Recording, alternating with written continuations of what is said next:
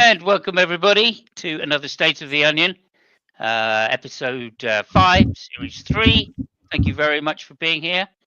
And basically this week, the subject, as I recall it, and I'm not sure that spelling could be perfect, but as I recall it, is what the fuck is wrong with religion? And obviously, it's an age-old question. So I'm joined by the age-old man himself, Mr. Mike, who knows Moses' speed of sound, Personally? answers in atheism. Right. He's got many titles. How are you doing, Mike? Good. Thank you for being here. Thank you for being on camera, especially. Moses was the Trump of my era back when I grew up, when I was a teenager. So. He was the one that sent the Romans in. Right. Jolly good. Yeah. Or whoever they may have been back then. I don't know. Yeah. Probably the Persians. Okay, so Dave, welcome, Dave. Captive Desk. Obviously, you can find Mike's link in the description down below for Answers in Atheism. Same with Captive Desk, Dave. How are you doing? All right, sir? I'm doing well. How's everybody doing? Yeah, good. Okay, also, Bugrit. That's, I guess, in relation to Steam. No. Bugrit, Millennium Hand and Shrimp. Bugrit, Millennium Hand and Shrimp, indeed. Yep, that's my quote of the week. Okay, thank you. I'm totally lost, as usual. Welcome to Steak and Fish. Thank you for joining us for the first time. Word up, yo. How you doing? Word up it is. And also, of course, I'm also joined by Fur. Welcome, Fur. How you doing, guys? Okay. Thank you. And so welcome to chat. I can see Phantom in the chat and Tilting Windmill. Thank you so much for being here. And anybody else that's joined us that isn't in chat, please just say hello. Remember to like and subscribe. This week, what the fuck is wrong with religion? And just to give you some idea of what things we may be talking about, does it conflict with science? Probably does. Probably has.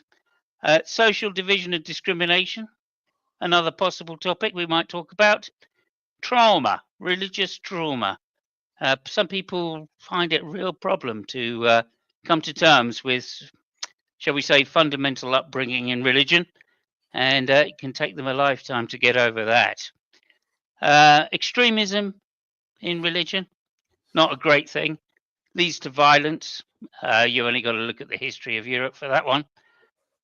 Discrimination and intolerance. Well, we are human after all, I suppose. Then there's obviously things like morals. What religions ever done for us when it comes to morals? Conflicts, mental health issues, all sorts here. Fear and loathing. Some say the foundations of all religions and gods. And then, of course, political manipulations. There you go, dehumanization. Can we ever be as good as the heroes that we worship? Probably not. I'd also like to welcome Minnow. Welcome, Minnow. How are you doing? I'm doing all right. I'd like to add that it is a goal of mine to be better than my heroes, my personal heroes. Nice. Welcome also to Headless Chicken. Oh. Still headless after all these years. Fantastic. Fantastic. Okay, great. Thank you so much for being here. Also, welcome to Spooky. Hey up, Spooky. And also BS Lewis. Welcome, BS. Glad to have you here. And Tilting Windmill says, Captain, posting a reminder about the show this morning. Much appreciated to Captive Desk for poking a thing. Hillary's here. There is a link, obviously, to anybody that wants to join. Having seen Hillary, if you get any ideas, want to contribute in any way, please just hit the link. We've got room. And then also, welcome to the last day of Spooky Bedhair's birthday week celebrations. Welcome Most to fun Spooky. in remembrance to you, Spooky. So, and happy birthday, Spooky. Okay, so I'm just going to try this. I have a new layout, which I've been working on, and I'm not sure how it's going to work, but let's try it. Oh, it's kind of weird. Oh, It's it's a bit weird. scary. It's a bit scary. Yeah. That's interesting. I like. I like. There's something else I can I do. like the hierarchy. Yeah. Eh, Yeah. I like the- Dave on Like a top, tilted right? pyramid scheme. And you should now, comments should now just come up in the side. And if we have anything to, there we go. There it is. birthday. Nice. Okay. So everything's working. I'm going to pass it Alrighty. over to Fabio. Fabio, would you like to give me some pointers on what I've said wrong? Well, I think that the main problem is the generalization. You mentioned things like damaging morals, discrimination, fear. Yeah, manipulation. microphone. Yeah, hello. Can you turn up your gain a little bit? You're I can't. barely So- being picked up. Is it any better?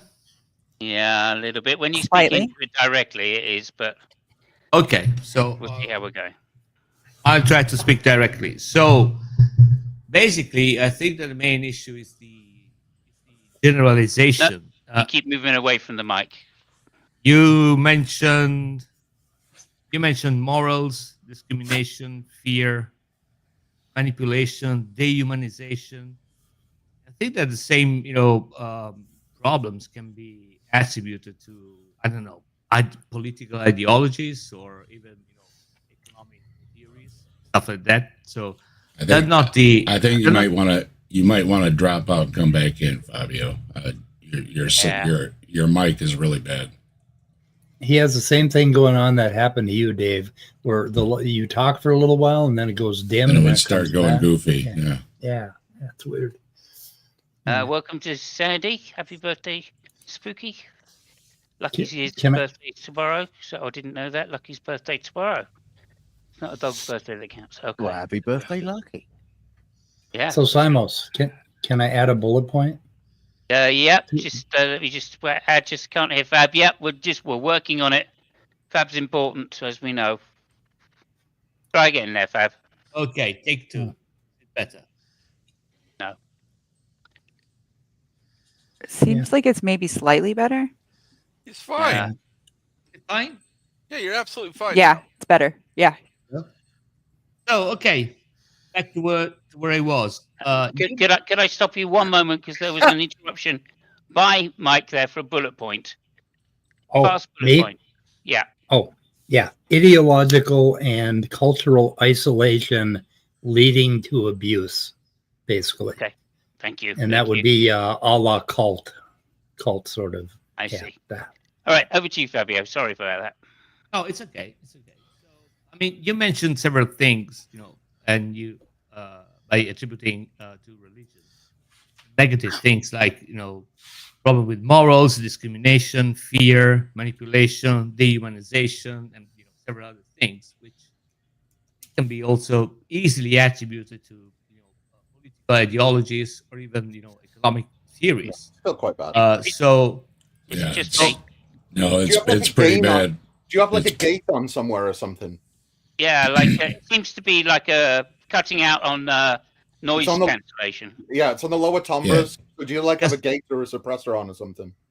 it isn't, but just give me a second. I'll be right back. Just give me a second. Thank you. Okay, Mike, take it away. Me?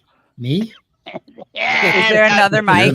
You're the wise man here. Mike, We hopefully come to you your for mic is wisdom. all right. Uh, We're gonna try a different mic. As Yeah, the Mike, biggest- I was going to say, as Mike is lost for words, but he seems to have found them, so I'll shut up. Maybe. My biggest problem with religion is the science denial, particularly when it concerns mind. And that extends a little bit beyond religion because there's still a lot of even atheists who believe in spirit mind sort of things. But anyway, we know enough about neuroscience now to start becoming better people as a result of knowing how our brain works. And religion is never going to allow us to work on that or teach it or expand it, because they think that, mind is some sort of God-given spirit thing. So they're ignoring the structure of subjective experience. And I can unpack that later if anybody's got any questions, but yeah.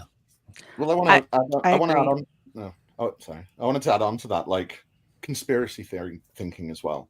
Religions enforce kind of this. It doesn't have to make sense sort of thinking. So as long as you can jump over this and you can jump over that and ignore this and change that, then everything's true. So, Right. And then once you're like conditioned from a young age or whatever, or brainwashed when you're older, to have this kind of thinking, it then bleeds into like everything. And I find that's why a lot of people, when they come out of religion, get into like flat Earth theory or whatever, because they still have that mindset of how they think, sort of thing. Yeah, if you believe in magic and you believe that magic is handed down to you by a deity, and then you can make up anything you want, any interpretation of what that deity thinks is right, and you can claim it's just brute fact right, and that's a problem. So yeah. Okay, I'd like to welcome Alex as well. Thank you very much for joining us. All right, evening. How's it going? Hello. hey, Hopefully Right, it'll be right. going all right. We've had a few problems this evening, but we're on track and we're here, so that's a start anyway. Brian, you wanted to just jump in there. Yeah, I don't know if I'm about to tread all over Fabio's stomping ground, but we'll find out when he comes back once his mic's sorted. These attributes, as they've been listed so far, all as I think Mike was just pointing out, all have a negative connotation, and because it is a subjective realm that we're discussing here, there's also the positives that you can extrapolate from many of those same attributes.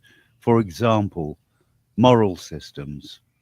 One of the other things that we've seen from people that leave religion is bad behavior. We also see a lot of bad behavior from people who ascribe to religions. And a lot of that seems to boil down to the question of moral values. And when humans clash on moral values, it does tend to devolve into violence quite quickly.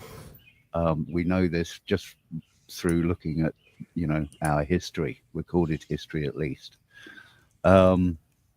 As I think Simos brought up in, if not last week, the week before, certainly a previous episode, the vast majority of the wars in recorded history have been the result of some religious schism or other, or just blatant supremacy, delusions, or whatever you want to call them. Yeah, I just let me clarify there a little bit, Brian. Yeah. So I specifically said a few particular wars in European history, and European history is littered with schisms, and most of which have led to at least some major conflict in Europe. Yeah, That was where I was going. 7 Years' War was the example, of course. That's yeah, a big and we don't have to look far outside our own country to see how religious schism has affected the history of these islands and the direction that we've moved. The Catholic Church of England, Anglicanism, that schism.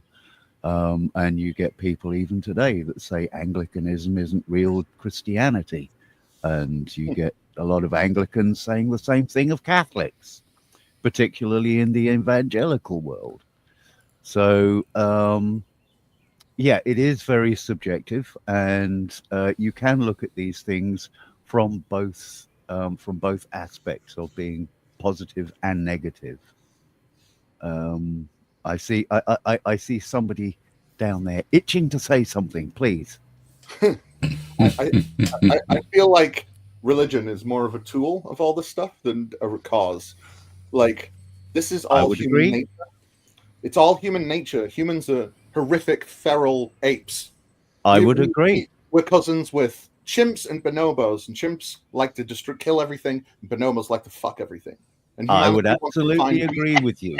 And In humanity fact, wants- I was going to finish my point by saying hierarchical great ape. We Just the- love tribalism. We love charismatic leaders. We yearn for them, and religion seems to be full of them. It's because it gives them a script to go off. It's a tool. I don't like people already hate things and then use religion to make people hate stuff. Like, religion itself doesn't, I wouldn't say necessarily breeds that stuff. It can, but I think it comes so much more from human nature, and religion gives them permission. That's what I wanted to touch on was, I mean, is religion good or bad? Well, you can make arguments, especially in individual cases, both ways, right? Yeah. It does good for some people, it does bad for some people, and everything. But I think the problem is, and I know Zach talks about the church a lot, is the power, right? Power ultimately corrupts. So once you get a large group of people together, they start all this organization stuff, money comes in, political power, on down the road. It's gonna be corrupted. It's inevitable. I think you can list plenty of examples from history showing that, including the church. Dealing with the little German fella and everything over what was going on. It comes down to it's a power thing, and all of a sudden the people are cast aside, the believers are cast aside. It doesn't matter anymore. Yeah, but Playing devil's advocate am I coming- quickly, am I just coming before through you it? jump in, Fabio. Am I coming through any better? Just before I Yeah, go. seem Because, it to does be- sound like it, yeah. yeah. Sounds Yes, better. We do seem to be, yes.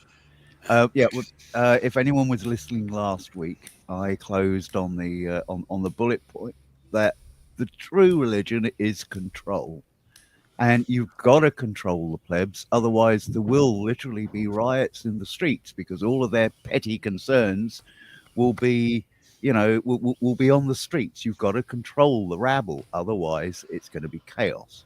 I'm There you still, go. I've done my devil's advocate. Fabio, please.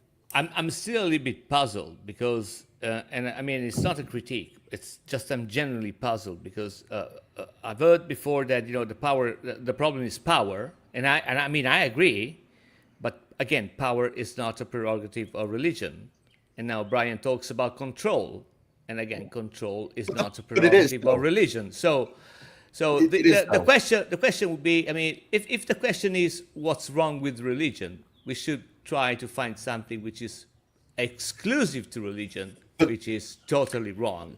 The problem I think is- that in my opinion, this is again just to stir the pot a little bit. There is two kind of idiots. There is people that think that the religion has no value, and there is people who believe in fairy stories. The thing is that I don't think that the church works because God is happy. I think that the church works because people come together, which is kind of what we're doing right now. No. See, you say that the church isn't about, like, the religion isn't about power, but the thing is Christianity and Judaism No, very much I haven't said about that. power. I haven't said that. That's what you I've just said, wasn't it? No. That's not what he said. Yeah. I said that power is not an exclusive prerogative of religion. Oh, my misunderstanding then. Yeah. I Right. will say My though, point still stands, though. I am somebody who was lucky enough to get out of religion without having any religious trauma. But like the fact that I can like look around at my peers and I'm the exception to the rule, like to me that tells me that there's something inherently wrong in this concept, in that like it's rare for people to get out without trauma.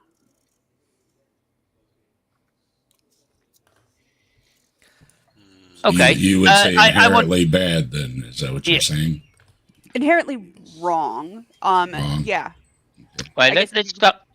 bad. Let's start with a quote, and I can't remember whose it is. If anybody knows, please tell me. Something like, "Not all religions can be right, but they can all be wrong." And Exactly. so this is where Love I was started from when I was thinking about what's wrong with religion. I thought, God, there must be a big list. And like, listening to us now, I don't know whether there is or not. And I'm sure we are only scratching the surface right now. So I agree. Fabio, let's just focus in if we can, rather than on our own personal experiences. Let's focus in on what is logically some logical problems, shall we say, or metaphysical problems. With keep calm, keep calm, and metaphysically speculate. Famous quote there from somebody. I'm just looking up the "not all religions" quote for you. Oh yeah, thank you. Simos Punk, a wealth of someone's quotes. Someone's quote, yeah. Well, I know ultimately, someone the must have problem. said it, and if they ultim- didn't, it's me. So it's a win-win situation. The way I Might be you, look at it. but I Anyway, would say it's a good one. logical issue that you can't possibly learn all religions well enough to make an informed decision. Yeah. Because there's so many, and you have people that spend their lifetime studying just one, and they barely scratch the surface. So to expect anybody that isn't, say a dedicated clergy that has their days and nights to do this, to be able to actually, dissect every religion to make an informed decision seems to go back to, what you heard about for some reason through whoever, and it just worked out that way rather than actually having to explore all of them, which I would say is, I don't know if it's a logical impossibility or a, whatever you want to call it. I just think it's impossible to study them all. well, and I go back to, the fact that I refer to myself as a reluctant atheist, and that, like, I feel like I have not found a religion that convinces me that it's real. That doesn't mean that there isn't one out there. But also, like, if that is like a part of that religion is true or whatever, then like that's on them for not not reaching me. Is my thoughts on it, Yeah, Yeah, that's what I've been doing. I've been putting it back on them. It's like, why don't you believe? I say, it's your fault. Yeah. Well, Well, if that Right. God intended for me to believe, then he probably is going to give me a way to like find out about that religion, right? Yep. See, I'm very much the same. I wish God would just tell me that he existed, and then I would do all the things. You know what I mean? But I can't say hi, and everyone else is really bad at telling me why he's true. They all say the But- same arguments and I feel- expect me to have a different. I feel- And I if feel it's- they're on Mount Olympus, you would know where to go, right? Well, that's where Yeah. they live, right? But there isn't such a thing that exists. Yeah. No, they're all on Done Manifesting. That's where they are. Yeah. So like my I can't tell you how disappointed I would be if God reached out and told me that he existed. I'd go, come on, look, I'm near the end. I'm not near the beginning. I mean, what the hell? You know what I mean? Do you know Could what? have Though? had a No, lifetime. Simon, Could have had a that's a lifetime. gift. What are you on I could have about? had- That's a gift. You got to live your entire life the way you wanted, and then God came to you at the end and said, "You have to believe in me now, and you have to do it for a very small amount of time." It's actually quite good. Yeah. And our guy Peter Atkins would say, "I would think I had gone mad." Yeah, well, there's that as well. I'm not sure I completely agree with that, but I feel like the earlier I would have known, the better. I mean, I'm just saying, if that's the right way to live, then I feel the quicker you get to it, the better.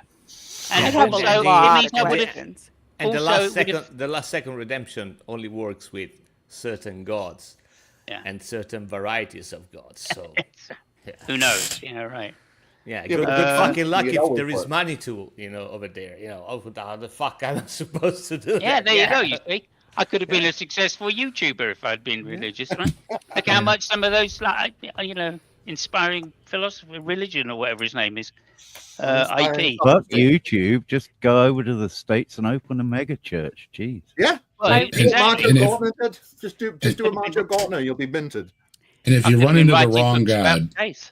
if I you're running wanna- to the wrong God, you have to bring in the just question, right? Is this God going to be just to judge you, fairly with, like with me, it's like, well, I understand why Dave didn't believe in the Magic Zoo boat story, and be just, right? Rather than just, saying these words or something or doing your prayers or whatever. And then you're in over and above anybody else and who may not have even heard about it. Of course, people that may not have heard these words all down the line. Ultimately, would this being be just? And then what would be just about that being?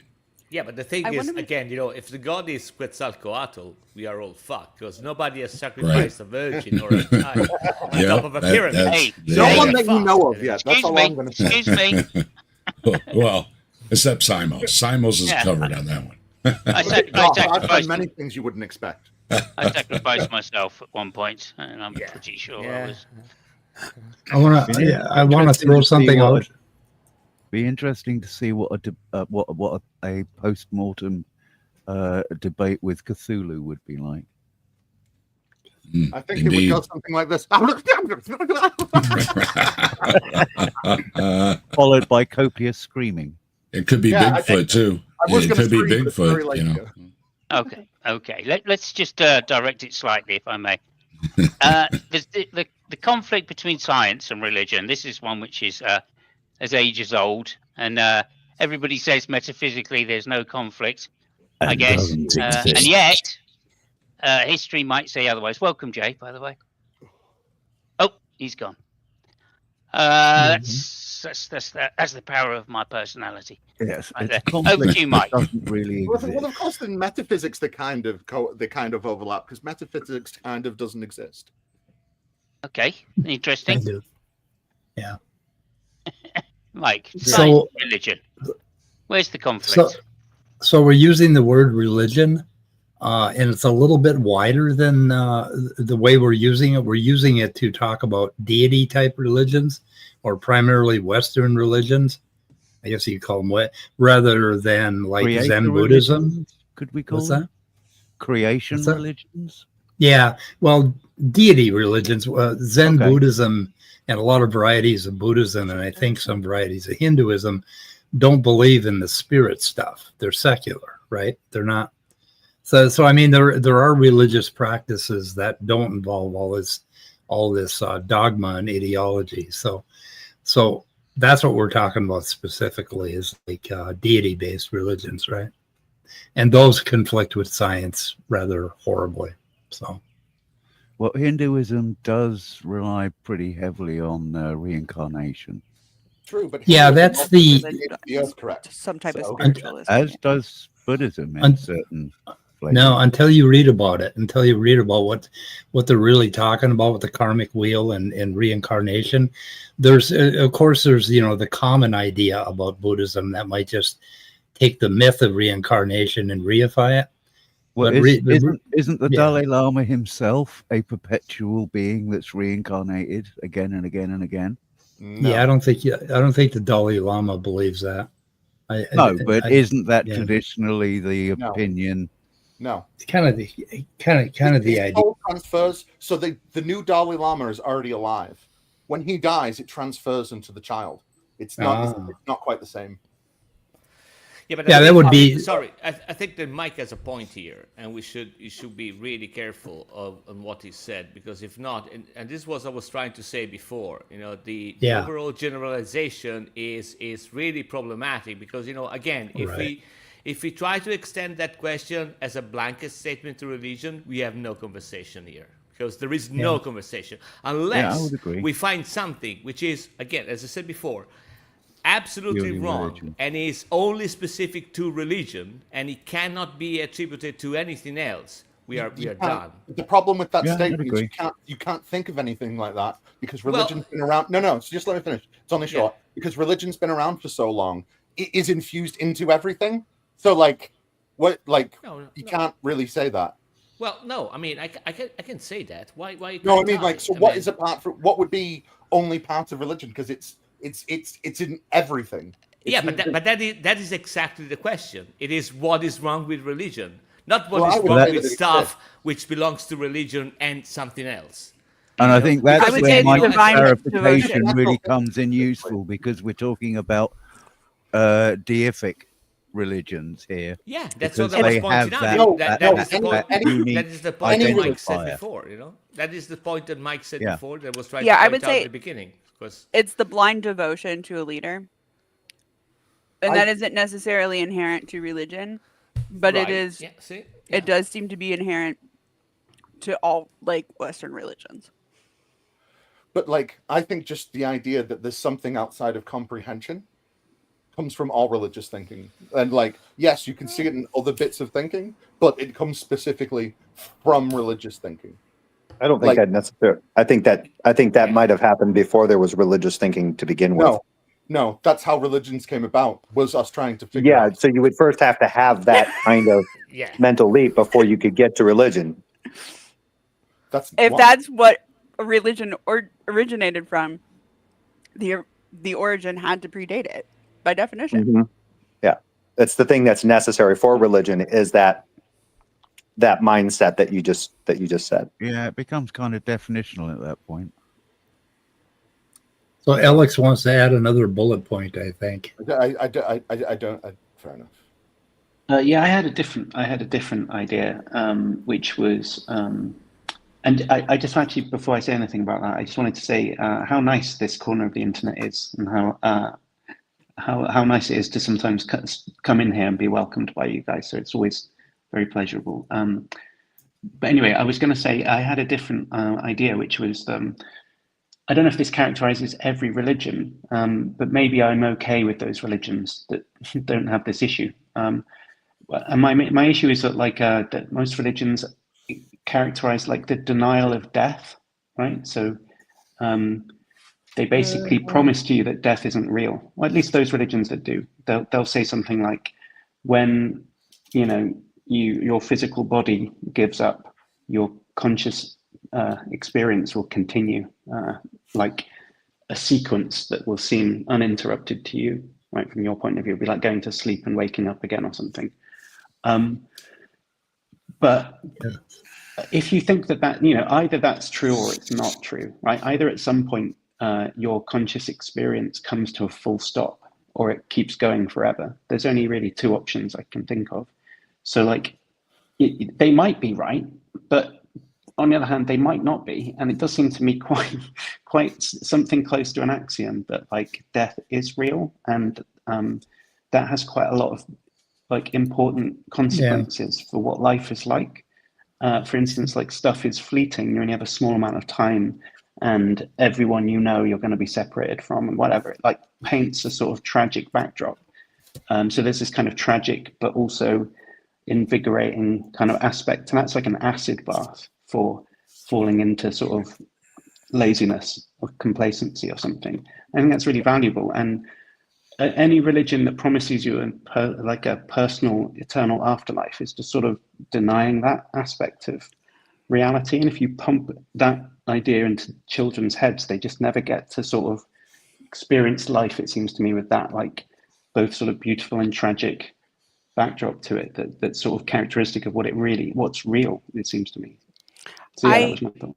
I hard agree with that. And you guys know I just lost my dad last month, and that was one of the things that I found very difficult about like the day of his celebration of life party and stuff. And my dad was religious. So like of course there's going to be that aspect to it.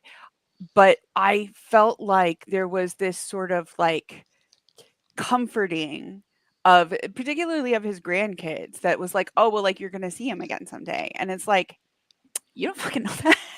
You know what I mean? And it's like, I feel like it was not a crime to say that to those kids, but in some ways it was just like, it really irked me that they were telling these children, oh, like basically like death isn't real. Like I broke my freaking favorite mug today, right? Like it's my current favorite, all right? It's not like my favorite, but like I had this moment where I was just like, oh, like that sucks. Like that's because of like the history of where that mug came from. Again, I can't replace it. You know what? Like it's gone forever. If you're going to tell me like, actually it's just gone for right now, and there's going to be a period of time where I don't have it, but then I'm going to have it back in a little bit. Like that would be a really fucking comforting thought to have, but it's not real. Yeah. Yeah, the other thing about believing that you go on after death is it tends to focus you more on your ego. So it's more egoic. And I think that's the wrong emphasis if you want peace, happiness, and acceptance of what's happening here.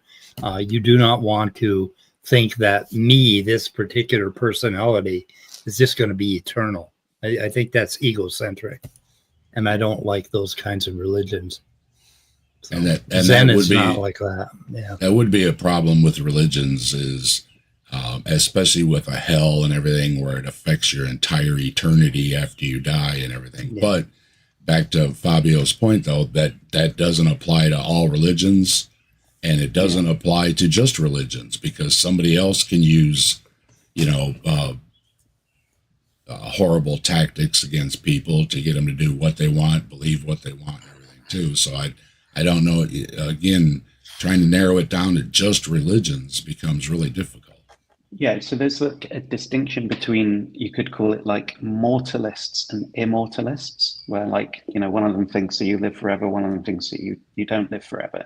And that's not the same as a distinction between religious and not religious, because you can have some religious traditions or whatever where you don't live forever. I think there's some versions of Judaism where everybody gets annihilated. There's no heaven or hell or whatever. Okay, cool. And you could be an atheist in theory and believe that the soul continues after you die. There's this philosopher, Michael Huemer, I think is an atheist, but believes in the soul. And for all I know, he thinks that the soul exists forever. And like in theory, you could occupy those sort of weird cases.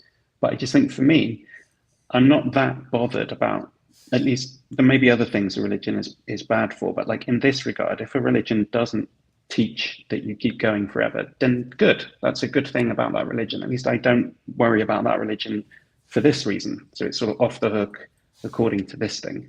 And those religions that do, it does characterize like most of them, it seems to me. Like I think all of Christianity, almost all of Judaism that I am aware of, Islam, yeah, true. Most versions of Buddhism have this like reincarnation stuff, right? I guess, is nirvana, does that count as death, or does that count as another type of Nirvana is like a state of being. Right. Yeah. Debatable if that counts though, because I don't know if it's a continuous sequence of events anymore, or if we just sort of melt into the background furniture of existence or something. I guess it still has the same effect though, doesn't it? Which is to say that this life is not all there is. Yeah. Which But is I the think point. there's this like sort of suffocation sort of phobia that people have about like they couldn't keep going or whatever, right? And like as if you're going to, like life is sort of finite and it's sort of sucking the space that you've got available is like shrinking. And I'm just not clear that like if somebody says to me like, what happens when you die is you become, whatever nirvana is supposed to be, kind of unified with being itself or some sort of lofty sounding words like that.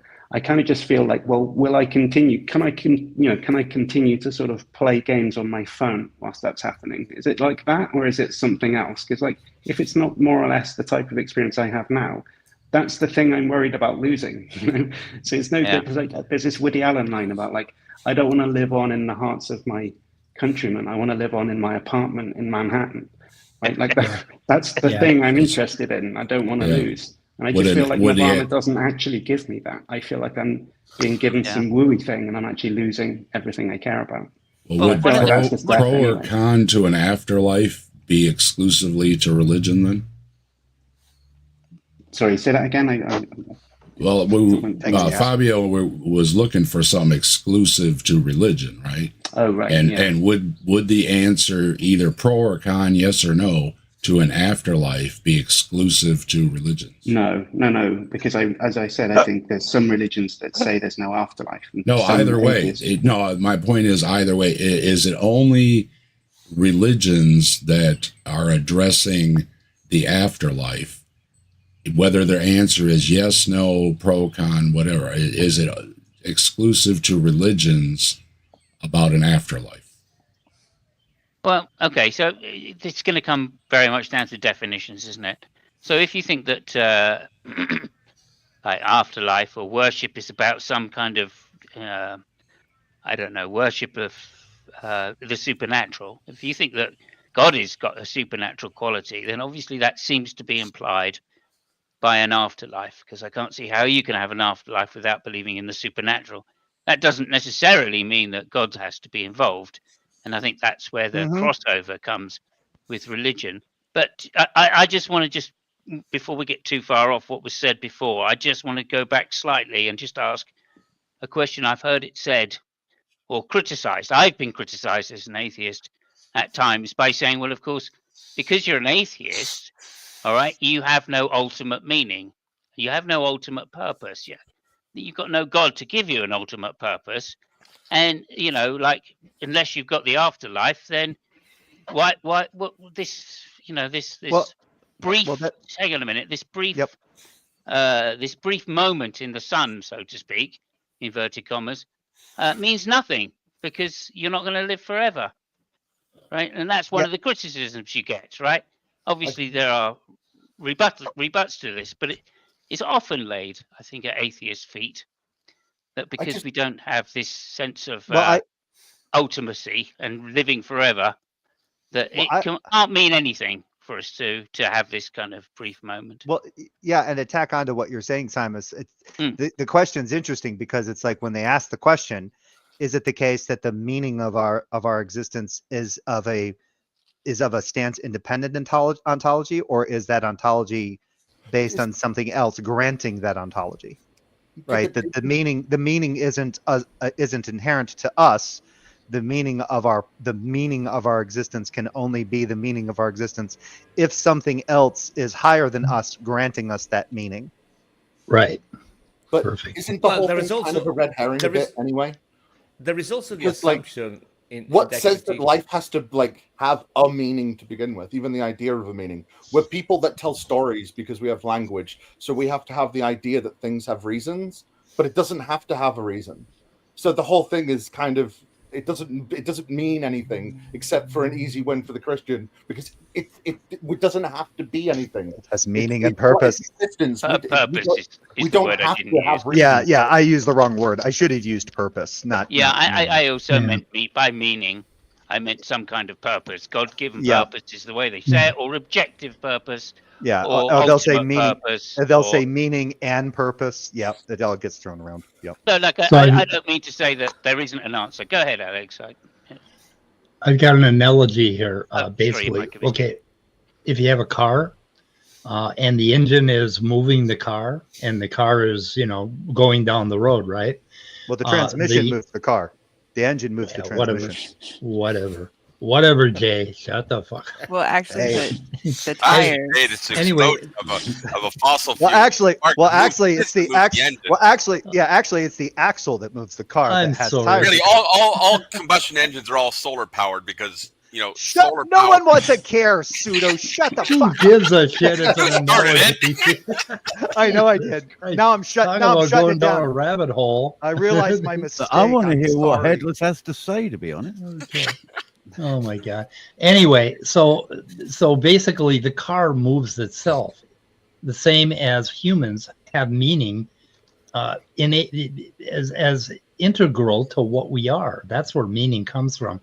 The idea you have to get meaning from outside is always weaker, and it'd be like saying, "Oh, the car can't go down the road unless somebody grabs it and pushes it and goes zoom zoom," right? Like a little kid with a car. Right? Your life is like that. Your meaning is what you do in the moment, in the day, right? Yeah. Like each day. You don't need an external thing to cast meaning upon you. In fact, that would be kind of like a lack of freedom. So anyway, that's my analogy. I think the biggest problem, with that question is the assumption that you can only assign a value to your life if there is something other than life, after the life. Right. So that is in the question. It's just a subtle thing to say, well, that is a given, and how do you square that circle? Well, I mean, I'm not really sure it's a circle to start with, right? Yeah. And sometimes the circle gets the square. You know what I'm saying? Yeah. And by the way, it's friction which moves the car ultimately. So, yeah. Oh boy. God damn it! Look what I did. Yeah, but I mean, if you need meaning, or you need like eternity to make your life meaningful, then you're counting on what's going to happen tomorrow, and you may miss what happens today, right now. And Yeah. and that's that's what's wrong with that kind of meaning. I mean, I think that more than that, it kind of makes this bit we live in now mean less, because if Mean you're less, right? If you're going to be in something forever, then what the fuck are you going to remember about Earth in 80 vintillion years? Right. Yeah. But I think the challenge is supposed to be that if you're a mortalist and you think your existence, your conscious experiences are going to end at some point, that like they're bound to come like out of the blue, like interrupting your plans and projects and stopping you halfway through something, right? Like when you're like, everyone in this room likes to ponder philosophical and theological questions and whatnot, right? But almost 100% likelihood you're not going to find anything, right? You're just going to keep pondering these questions forever, and then you'll die and you'll never get anywhere, and you'll have no resolution at all on any of these things, right? That's probably going to be what happens. And you might start thinking to yourself, well, what's the fucking point of this then? Why am I even bothering to think about these things? I'm not going to get to the end one day and like understand how it works. And that's what you're supposed to sort of intuitively feel like you're missing, because death's going to sort of sweep you away before you could get there. And religion is trying to say to you something like, and in the afterlife, God will not only like preserve you so that you can keep playing idle games on your phone or whatever, but he'll also explain the big meaning and why you were here and what it was all about. Well, and you know, that's the thing we're supposed to think is great context. I've just summed it up. The eternal, everlasting existence or eternal existence, it's the procrastinator's wet dream. Yeah. Yeah. Alex, you sound familiar. Have we talked before? Have I met you before? I don't know if we've met before. Oh, okay. You sound familiar. I don't know if maybe I've just heard you on other panels. Yeah, before. he sounded familiar to me the first time I talked to him. So. Yeah, I've been on the YouTubes for some time, I suppose. I think there's a handbook of atheism or something in which you're one of the authors, right? The Oxford? It's news to me. Really? Yeah, I think you wrote. I think there's an article or a paper by you in one of these edited handbooks of atheism that I have laying around the room. Anyway. I don't think so, but I do have a paper in a book that's coming out, which is like half of it's written by Christian philosophers and it's defending something, and then the other half is like written by atheist philosophers where they criticize the thing. I'll have to double check my library. Wait, Alex, what's your last name? It's Malpass. Oh, see, I was right. I thought that might be you, but I didn't want to make that assumption. Nice to meet you. Sorry, I should put both my names on this thing. Okay, that scared me, asking people for their friggin' surnames on the internet. But okay. Yeah, well, he sounded familiar. I didn't want to say his last name, but it sounded like Alex Malpass. In fact, I remember Nicola sharing one of your arguments. It was I can't remember what the argument was. It was on Christianity. It was basically a refutation of Christianity, something to do with like, and I think it had something to do with perfection, but I can't quite remember them. I liked it. I got into a thing where I wrote a blog post about how Christianity is like not. It like displays injustice, and perfect being would be just. So the sort of argument was like, if Christianity is true, then there's a perfect being. But if there was a perfect being, Christianity would be false. So Christianity is false, which is a logically valid argument. Yeah, it sounds bizarre, but yeah. Yeah, I tacked onto that, and I did one that was basically covered almost any kind of like the classical god of or like any kind of classical theistic god, like an omni god. But yeah, right. So when I did I wasn't familiar with your argument, and then I came up with it, and I was chatting with Nicola about it, and Nicola goes, "That sounds very familiar," and then he sent me a link to that argument from you, and I went, "Oh yeah," except that's focused more on Christianity. Mine's a little broader, but it was still cool. Cool. Anyway, we're sidetracked a little bit from the topic. Oh yeah. Sorry. That's all right. While we're sidetracked, I'll just say Thoughtology video channel is in the link below. If you want to see that, that's a new video out by Alex himself. And of course, as always, shout out to Phil Skydiver Chat's channel. Definitely sub to that one. That has an amazing amount of great videos on it. Okay, back to the topic. And I do recommend too that you watch a video where Alex Malpass has a conversation with Darth Dawkins. Absolutely entertaining. No. Okay. Moving on from that. I won't post the link. You can find it. Yes, please. You can go and find it if you really want to inflict just the oral damage to yourself. I did want to address B.S. Lewis in the chat because he wrote something that was funny to me. He said, "I heard in heaven there are no ads," and I was going to respond to him and say, "Yeah, for $5.99 extra a month, you can get heaven." I'll pay it. And for all of eternity, that's a hell of a bill. Yep. Okay. Well, did you know all the tithes is all the money you get in heaven forever? So spend it wisely. Fair enough. Okay, so we've done. Oh well, did we do science? I'm not sure we did science and religion as a conflict. Certainly, there's lots of European history to sort of say that there is a big problem.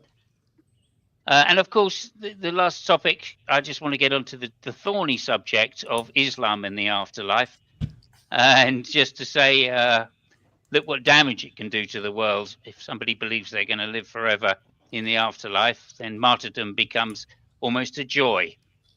Amen. Especially if you're promised whatever it is, 72 grapes. Anybody want to comment on that? Sweet dates, I thought it was. Yeah, dates. That's what I'm contemplating. Is that one of the problems with religion is the afterlife? Is it exclusive to religion? I think it could be argued that way. I'm not sure that you can, given some of the New Age spirituality that have a lot of atheist followers. That comes out of religious thinking, though.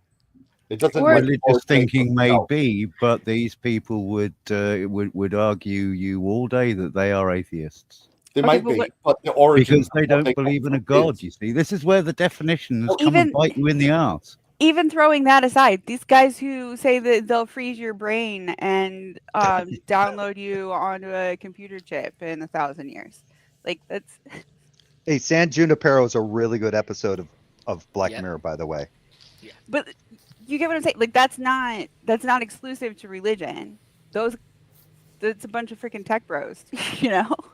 Yeah, they're selling death denialism, just like religion. Exactly. They're selling death denialism and the idea of an afterlife. Yeah. To be honest, I think there's too many people to say that there's anything exclusive to religion. Well, yeah, and there are too many philosophies. Yeah, like I'm still thinking trying to narrow it down that narrow is kind of impossible. Well, I'm still thinking that widening the definition. I mean, by all means, I think like exactly the same with God. If you widen the definition of God, then everybody's a theist, right? So, I mean, I don't think it does as much. Oh yeah, for sure. Well, if we're trying to tie religion down to being philosophies that incorporate an afterlife, then the incorporation of an afterlife, if that's definitional, unfortunately, within that Venn diagram, you're also including a bunch of like ghosts, New Age spiritualists that actually don't believe in God. Yeah, but even outside of that, just ghost people. I would call those people religious, though. You know okay, I mean? Just ghost hunters. Yeah, I would call those people religious. Yeah, I mean, I think that I won't call it religion. I think that when we're talking about the supernatural, the supernatural, that's the point, and that's what's got, that's where the Venn diagram crosses. It is that we have a banner about that, don't we? If you say Venn diagram one more time, I'm gonna come to your house and kick you in the balls. So I want to start. Right? I want to see. You're giving me PTSD, by the way. So yeah. Where did they touch you on the Venn diagram? Don't want to. Listen, I've got a paper. Listen, I've got a paper which has been peer reviewed, right? So fuck you all. There you go. I'll never forget the peer reviewed. You started it. I'm gonna finish it. You started. Hey Jay. Damn. You would have touched you at the epicenter of the diagram. You got me before I could get my joke out, Fabio. Thank you so much. Sorry, man. Oh, that's all right. That's fine. That's fine. As long as we're laughing, that's all that counts.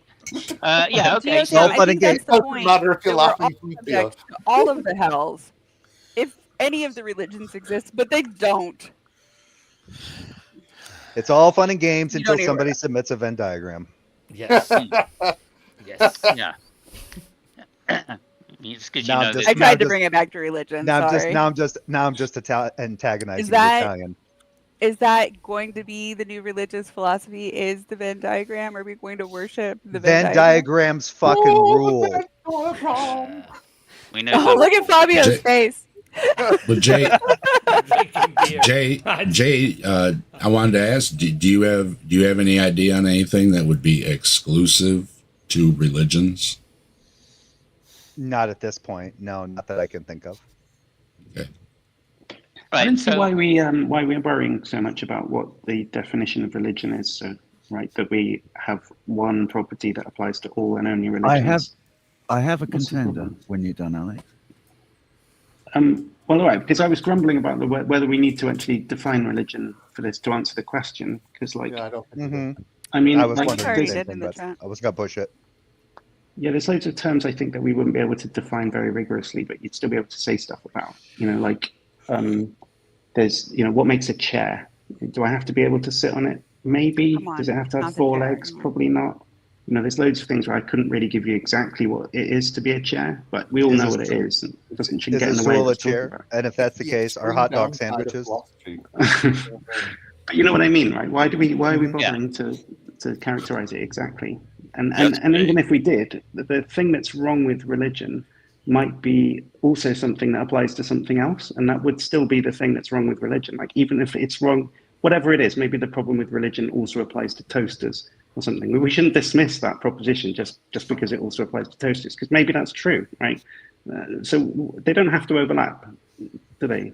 Yeah, Or we am I have missing to something? dismiss hell because they both burn. Like, And that the toast is a very good analogy. Dave, do you want to respond to that? Since you're the one been saying. Are you there, Dave? I just put it in the chat. We love toast. Yes, we do. Just for context, we reviewed a video on Dave's channel where somebody said that toasters were a higher form of life because if they wanted to evolve, all they would have to do was wiggle and they would get a tail. Are we talking about Can an I- actual, what kind of toaster? A toaster oven or a toaster? No, there's no definition here. We're Oh, not okay. playing the Can I definition try game. to answer? Can I try to answer to Alex? Any Because I think- any please. inanimate, Yes, please. all Fabio, inanimate objects have an ability to evolve into something else if they will it. No, I was just trying, to answer to Alex because I think, I was among the first, to raise that objection, and the reason being that, at least at the beginning, the conversation was focused on negative properties that not only apply to religion. So that's why I raised the problem. I mean, having said that, I have nothing against the fact that if you can define, for example, I don't know. I mean, I'm just spitballing here, right? I mean, if we agree that religion has a set of negative properties, like I don't know, bad morals, discrimination, fear, all together. I mean, that would be a valid point. But the issue at the beginning was that it was just a list of points that you could apply, to even to ideologies or other stuff. So this is where the conversation started a little bit, Alex. I don't know if I made myself clear or. Yeah, I think that does help a little bit, and I think I missed maybe the beginning of the conversation. But I was just sort of wondering whether maybe the thing that's maybe there's loads of stuff about religion that's not very problematic. Like, I don't know, maybe they emphasize being nice to each other and stuff. I mean, I'm not complaining about that. That's fine. But then the thing that's wrong with religion might also be something that's wrong with, other social structures like political parties and stuff. yeah, And yeah. that's okay, isn't it? If it overlaps with something else, that's still the problem with religion, even if it's also the problem with political parties. Right. That was all I better was talk thinking. about stuff than not stuff. Yeah, That's Right. Yeah, but you see, anyway, at the beginning, at least for just make an example, one of the things which was raised was the power that religion imposes on people. Okay, so what I think is that if we go by bullet point, I think the conversation becomes problematic, because for every bullet point I can find something else which has that same negative property, and and my question would be the one which is of the angle, what is so wrong with religion? Yeah, there is it that, might also but be this wrong all with the other applies to thing that. as well, though. What? But I think, like, for instance, the whole power dynamic, I think that that's also a problem in like the other places where it comes up. Yes, also. and that was the objection that I raised at the beginning, and what's So can we probably move on then? Alex's Instead of question, over-explaining but it, again, I have nothing against the fact that if you tell me that the problem with religion, a general problem with religion that we know of, right? Because we got to be super careful right now. Is the power that the leaders exercise on the people which adhere to the religion, and the discrimination they instill into that, and backwards idea. Okay, I'm cool with that, right? Because that is a set which might be exclusive to that kind of religion, and I think we can have a conversation with that aspect.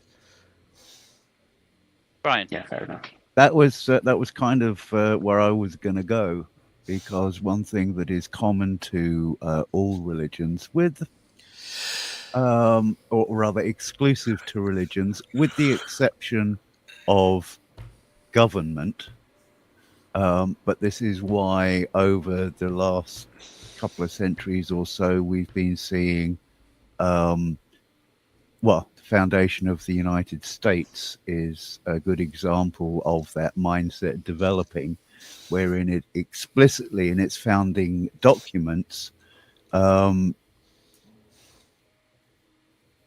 divorces government from religion. Yeah, there will be no state religion. I see you shaking your head there, and yes, I'm aware of the arguments that the founding fathers were, if not Christians, they were deists and all of that. But in the founding, it's not in the documents. What you're referring to is a letter that was written by Thomas Jefferson, but it is not in our founding documents. Well, okay, all right. It's not because the separation of church and state is from the First Amendment, and that's from a Supreme Court ruling. Yeah. Okay, all right, but it is constitutional. That's what I was driving at. No, it's not. Well, and that if the amendments aren't constitutional, it's not in the amendment. Why amendment. are they so often cited? It's not in the amendment. It's not in the amendments. It pains me a lot to say, because I'm Italian, but there is a thing called the French Revolution, which came way before the US. We know what those ideas were. Well, yeah, okay, that's true. That's true. I mean, to be fair, I can also. Sorry, the French Revolution wasn't about atheism. Sorry, I can go back to Renaissance, which is a little bit closer to my cause. So yeah, fuck the French. Yeah, the point that I'm making is still valid. Yeah, the modern mindset tends to think it's better not to have religions. That's just in not government. True. That's just not true. That's a very your mindset. That's not the mindset of my next door neighbors. Yeah. Because we're all sat in a room where we have a similar mindset. It feels like it's everywhere, but it very much isn't. Right. That's why Republicans are maybe everywhere. we're falling back into the grips of religion then, despite the rise of atheism. But I'm not quite sure which narrative to follow anymore. It's not like a big swing. It's not like we're suddenly taking over everywhere. We're a very small percentage. We're more vocal. So I think I don't even know which amendment it is, but it says something about they should make no law respecting the establishment of religion or something like that. It's a That's letter. in one of the amendments, isn't it? Not in any of the amendments, darling. It's in a letter that was written by Thomas Jefferson. And everybody quotes that letter, and it was a beautifully, eloquently written letter, and a lot of what we consider to be like the founding ideas of our nation come from that, and come from that time period. But it is absolutely not written anywhere in any of our amendments or statutes whatsoever. Right, but there is to be a separation of church and state. There's no, I didn't say that though, did I? But yeah, okay, fair enough. I think it is the First Amendment, which respects the freedom of religion, right? Yeah, you're absolutely yes. Right. That's what I was freedom of getting religion. at. well, there you go. that's Freedom fair. from religion. There you Of go. of Of Or freedom of religion. religion. You're allowed to But worship that is whatever being God you argued choose. to It does include not freedom from. it right, but it does not Right. say in there that you are free to not be under the laws of any god, or that you are free to worship no god. It doesn't even say that. That has come from that was a Supreme Court ruling that they ruled that like it includes worshiping any god and or no god, basically. But yeah, that doesn't Yeah, but the mean that they wording don't itself, use freedom of religion, does have that carry that implication, which is why the Supreme Court lent that way. it's Surely. considered to be under the freedom of speech. So meaning that you are allowed to go out and profess that so and so is the god of whatever and he saves us from such and such, and you are allowed to go Well- out and profess that it does not, that no god exists, but it falls under freedom of speech. It does not, like, it's limited and the freedom to of that, and it speech was is just limited based to on- that in the Supreme Court ruling as well. Yeah, and It the is freedom just of limited to speech. and the freedom of speech doesn't necessarily mean that if someone is in my home, they are free to talk about whatever religion they want either. It's in light of people's relationship with the government, with the state body itself. But when you're on someone else, when you're in someone's home, that on their basically property. that's their Which property. is- You don't have the right to free speech in my home, just like you don't have the right to bear arms on my property unless I say you can bring your guns on my property. Right, but that's kind of the impression I was trying to set. Yeah, religion, state religion has kind of been divorced from government. You're just saying as a person within who lives in the government UK, I'm gonna laugh dealings, at that. within government dealings, you were just saying it. No, Yeah, I live in the UK. when it comes to your own home, You got that's yeah, different. But we're dealing with the Americans here, so obviously it's their constitution. Yeah, but you're saying And you're and saying you- that you and we've said got to be before- no, but he careful, said- and we've got to be, no, and we've you got to said be, before and we've it got was to more be, a worldwide thing. and we've got to Now be it's America. careful. We've got to be careful about the words we're using, right? So True. it's just saying that the government can't what's the word? Set up a state Impose religion or religion some upon such you. shit. No, Yeah, no, no. They can't impose The government can't, but set up a state religion. So they They can't can't- say That's to the what I people, was saying. "This is what I know." That's why I'm saying you've got to be careful with the words. That's all. But they still can absolutely, like, I live in Missouri, and whenever they're in session in the Missouri Senate, they will lead a prayer before the Senate, before they go into session. Like, they just will, because they're Christians and they're going to lead a prayer. Like, that's part of the culture here. Now, that's not technically the law that they have to do that, but they do it because it's part of the culture. Okay, now we have had the culture word introduced into the conversation, which opens the door very nicely to cultural Christianity as practiced in this country, for example, which is something that I and the Shaken Fist and Simos probably know a great deal about. Maybe. Ciao, Lucky. You do Yeah, realize Lucky. I'm American originally. I did not know. Yeah, I was And born and welcome raised in Van the Maine. Man as well. Welcome Van the Man. Thank you for stopping by. It's been a long while, man. Yeah, we gotta own Zach. Yeah. You sounded very, Hard to very get out. naturalized. Yeah, because I moved here when I was 13. I got beat up a lot for sounding American, so I changed my accent. Was it just outside Broome, I'm guessing? No. Near Manchester? Liverpool. Near Liverpool. Liverpool? Closer to Liverpool. Ah, okay. Can you still do American? I mean, I can do several accents, but I can't do my own no more. Fair enough. Because the main accent's weird anyway. So let me just say some welcomes again. Also to say Van the Man, welcome. Tilting Women, done. Hillary, done. P.S. Hello. Okay, good. Yeah, well, my point was kind of sufficiently derailed, but all I was going to put forward was the opportunity to discuss religion's tendency to codify a set of beliefs and to dogmatize the community to follow its community to follow those beliefs. Dogma, yes. This is a good point. This is my Yes. main point as well. Dogma. Welcome to Jefferson, by the way. Thank you, Jefferson. It's a Yeah. pleasure to have both of the Spatchcock twins in here. And we all love a good bit of cock, don't we? Hello, Jefferson. Sincerely for He's not a Tangelo, if you're watching.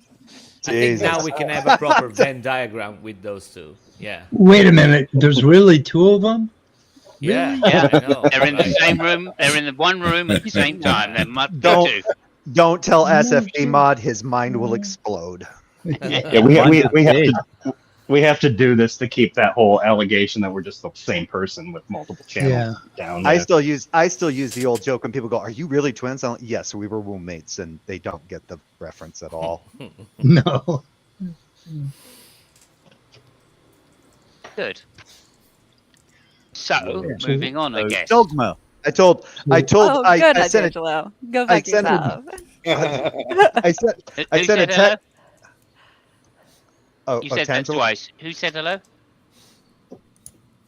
I just Mina? said Oh, hello to Tangelo. Oh, Tangelo. Okay, yeah, yeah. Oh, Yeah, I saw you I flip. was I saw trying you. not to mention his name, but yeah, I okay. saw you flipping the bird. I take it there's a history there. Yeah, he's a twat. Have you Oh. ever run into this guy? Yes, I have. Oh boy, everybody has. I Yeah, haven't. yeah. Too. We all, Do you wanna- yeah, do you wanna- most of us know Tangelo. Yeah. Do you want to know how you get Otangelo confused? Is it you put him halfway up and halfway down on the staircase? You give him No, every other. no. It's simpler than that. When he start asking him how questions, and he starts to really fumble. You lose it. There Yeah. you go. I can see that. I prefer How mine. questions? Anyway. How questions are beyond his. He doesn't understand how questions. It's always the why. Yeah, like how do you tie your shoes? So, religion. Dogma in specific, Dogma. right? Yeah. Dogma, great film. Dogma. It's a funny thing. It It was is. a great So- film. This is the poison that I think religions fall into, especially, which is to have a type of dogma which is unquestionable. And when you put things into the unquestionable department, then where are you? You're away from any kind of inductive reasoning, and you're coming down to necessary I thought the conditions. unque- Simon, I thought the yes, un- but how about the regularity of nature, huh? I thought the How about unquestionable. I thought the unquestionable part was like the lingerie department of a department store. No, that's the Oh, it's unmentionables. unmentionables. I'm That's sorry. the unmentionables. Yeah. Sorry. Yeah. Very close. That's I'm just going to universal. mute because I've now set it up for people to talk about dogma. But there we are. Well, see, that's the thing. Dogma is a very monotheistic thing. When polytheisms of old didn't really give a shit about dogma very much, and like Yeah. that was Define part to the dogma? draw of being like what's Akhenaten back in the day making the tenism, and like Judaism went into control, and Christianity is very into control, and everything that spawns from Judaism is very into control. Because Well, it's so were about the ancient centralizing power. Canaanites. Say again. So were the Canaanites, the tribes that Judaism amalgamated into. I mean, you look at the No. wars between Baal and contemporaries. No. The archaeology just says that no, because the archaeology says that actually they were a very small group of people that, 10 or 12, Egyptian soldiers could quell a rebellion. It was very, there wasn't that many people there. Okay. So they killed each other, but it wasn't about centralizing power. It was about, I need food and you have it. You bring up the Egyptians. Didn't the Egyptians go through a phase of monotheism? Yeah. Akhenaten. And wasn't there an attempt to expunge the polytheists? Yes, Akhenaten made a tenism. Yes. Yeah. But then after he died- didn't it go into full reverse when he died? Yes, I literally said that. Yeah. Yeah. Yeah. But then there was remnants of it. I wouldn't be surprised if that's actually where the Hebrews got the idea, because But it Levantine would speak to dogma. no, they not to dogma specific, not so much with the 10, I guess, because the tenism was actually trying to bring money into him, and take instead of out to all the temples, you would have to pay him instead. Okay. A grab for money then. Yeah, well, that's what most The monotheisms classic come pump from. and dump. Yeah, what a lot of So Trump monotheisms isn't come new from, then. though. Huh? What a lot of monotheisms come from, though. Like Islam comes from a war, a mercantile war, just so he could like not have to pay fees to go into Mecca. You know what I mean? Like a lot of these things come from just like, no, the power's mine, fuck you. But a lot of the old polytheism, and that's why I was trying to say that religion created like the supernatural thinking, because they weren't saying like, oh, it's these gods that are beyond everything. They were saying, no, these gods are part of the world, and they are not just gods; they are vital, eminent forces. They are the lightning, they are the weather, they are the sea, right? Whereas like the closer we get to modern days, the more religion started to do away with that, because we figured out that wasn't the case. So they started going, well, maybe we shouldn't do that as much. You know what I mean? So but then that's where the God is outside of time and space. It isn't an eminent vital force of nature anymore. It's outside time and space and everything. It's completely disconnected, and you And can it's never know it. and it's the necessary precondition that instantiates all there is. Yeah. Whereas it never used to be that. It was just, that's why they were there. Do you know what I mean? They were the weather. They were trees. They were the ground. Like, they had Have we physical just stumbled presences. on Fabio's singular thing? They were Simus Funk's gnomes in his garden. I still remember that conversation. That went over like a fart in a car. Simus Funk and Steve McRae talking about I'm the gnomes laughing. in his garden. Yeah, Oh, I'm this is laughing. great. I'm laughing. I remember listening to that conversation, and I'm just like, Simus is just going to keep pushing, and Steve's just getting more irate, and I'm just sitting there just. Yeah, Serves you right, eventually, Steve. eventually you complained to the moderators to kick me out of the room. So Does going video back, of that going back still to exist? so what? Does video of that exist? I don't know. It was on a channel called Cat Brony. That's all I remember. Oh yeah, that was a long time ago. Long time ago. Someone I think should that do the an edit issue of it. of dogma 6 years? is actually something interesting. Not because I think that dogma is is exclusive to religion, but because I would say that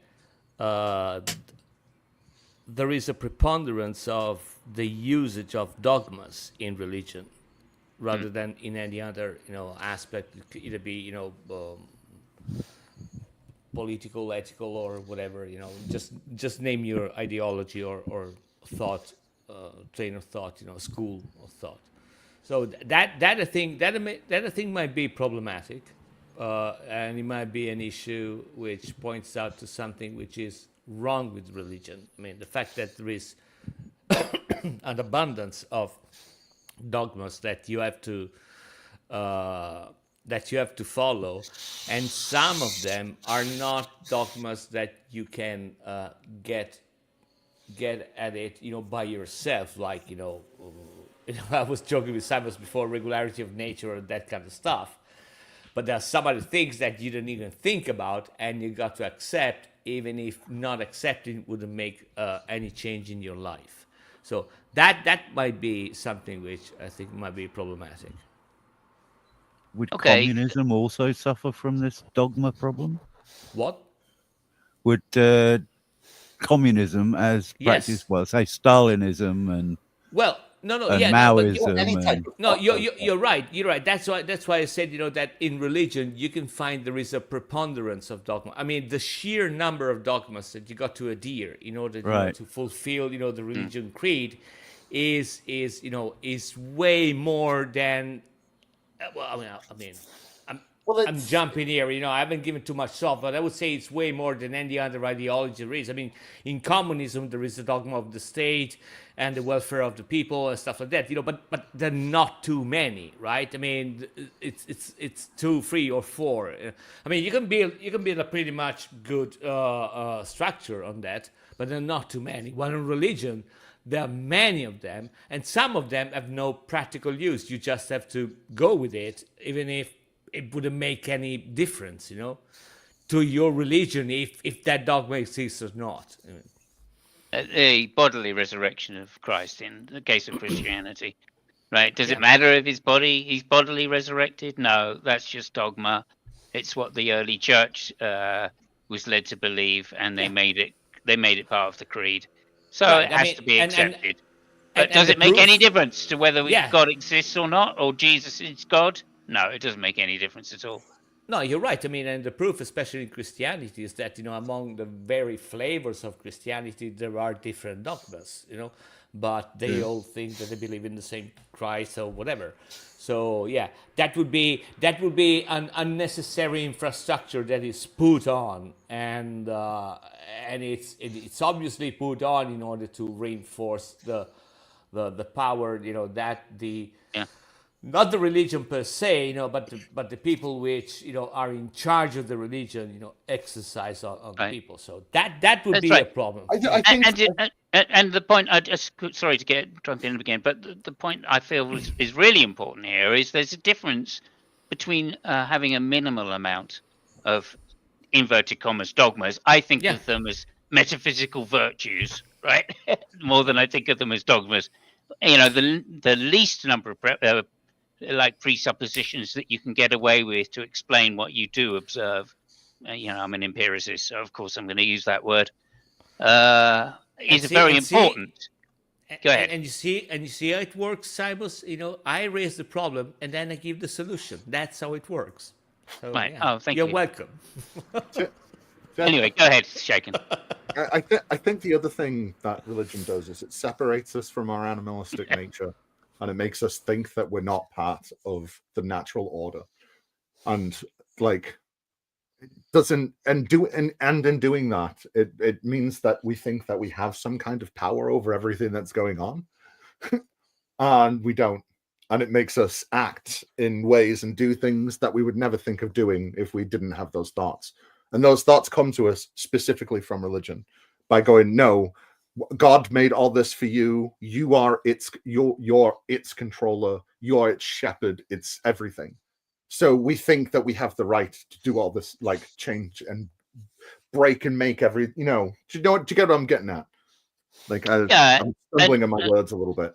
Sorry, and John, we drop out there. It says make something quite important, which is to say Protestantism versus Catholicism, right? I mean, when we were talking before about dogmas, of course, they're in a sense they're an appeal to authority, right? And this goes all the way up the levels of the church, right? And I'm speaking more about Christianity because that's what I know, but obviously this is also the case in other religions, right? So, in Catholicism in the early days, for instance, it's a question of you have the lay, the lay people, you have the congregation, you have the lay people which are above them, and then you have a series of priests above them, and then you have bishops above them, and then you have archbishops above them, and then you have the Pope above them, and then you have Jesus above the Pope, right? Or God, whichever way you want to say it. And it's all the way up. It's a series of appeals to authority. I mean, that's what religion in the sense of worshipping God is about. The ultimate authority, right? And this is why I think it becomes very easy in the apologist community that we're in to appeal to this kind of like, well, I've got God's revelation, therefore you're wrong because you can't say anything. The presuppositional argument comes out full force because that is just an appeal to authority. But it comes out in many other. It comes out in many other ways. Comes out in this dogma way, right? They appeal to the dogma, right? Jesus is the Son of God, right? There you go. He knows everything. He died for your sins. You better be grateful, right? And if you're not, then you're a bad person and you're morally sinning, right? This is another kind of dogma which we have to deal with, and I'm saying this is just a fallacy of the appeal to authority once again. Go ahead. We are a hierarchical great ape after all, so it's kind of inbuilt in us. Are we? We are a hierarchical ape, yeah. Are you sure about that? Absolutely. I'm not. I'm very, very not sure that we're not. We've been trained to be such. We on a species level, if you look at our origins, we're social creatures. We're not hierarchical. we've always looked. We've always had No, we haven't. leaderships. Hunter-gatherers did not do this. This only started when we started during the agricultural revolution. We started looking for leaders. Even in early places like and Eridu and like and stuff like that, leaders and like the Lugals, as they're called, only started to come about in times of war. They lived a lot more like communistically. It's mental. Like human society is actually meant to be more like as a commune.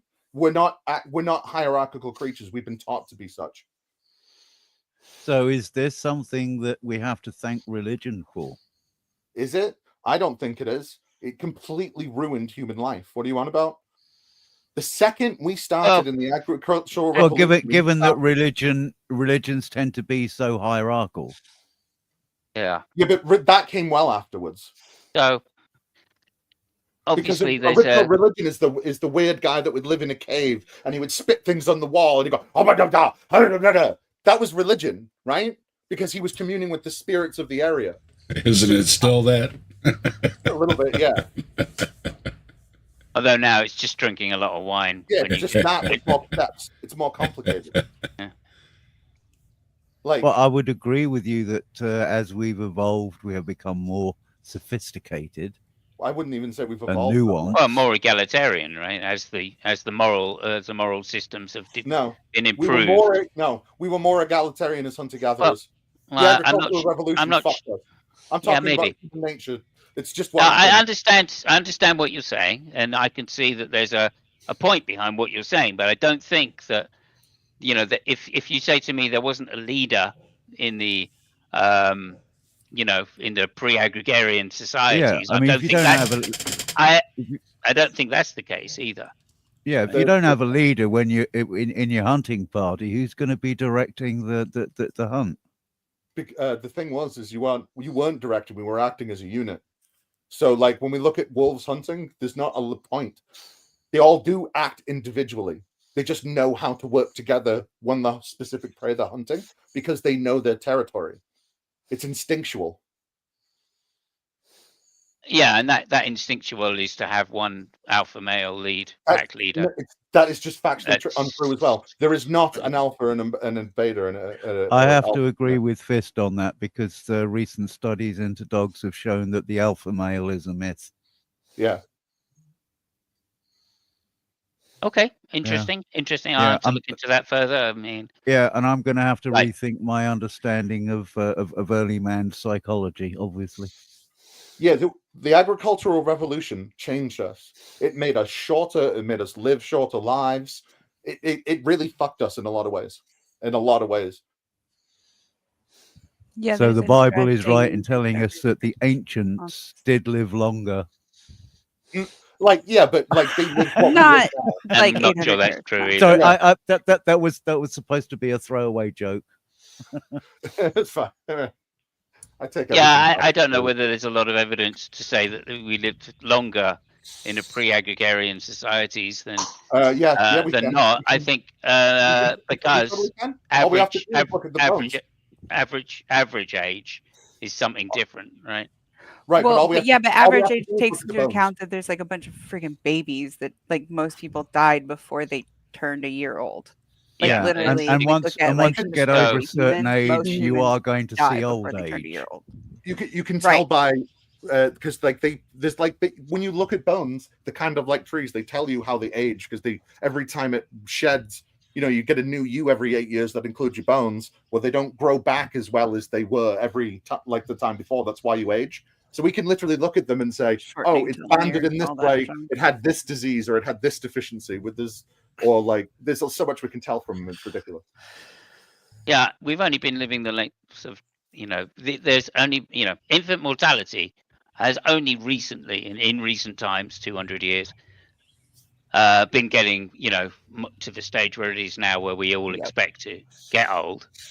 Right, that was never a thing in the past. So that's kind of what I'm referring to. I don't know how long somebody would. When we have a child and expect not to see that child die, even that is a recent Yeah, that's very Yeah. recent. recent thing Yeah, I in mean, human history. even my For a lot of grandparents' generation, he was one of 5 surviving of 13. yeah, that So, was common. and There's that you was look at a that lot was of just World War cultures. II generation. A lot of cultures didn't even name their children until their first birthday because, like, why name it? It's just like there's, it's a Yeah, toss up if but you're it's also a gonna make it. fact that whilst as Simon says, average age is a different statistic that tells us nothing of how long you could live. We do know that once you get over a certain age in adulthood, the chances are you will see your old age.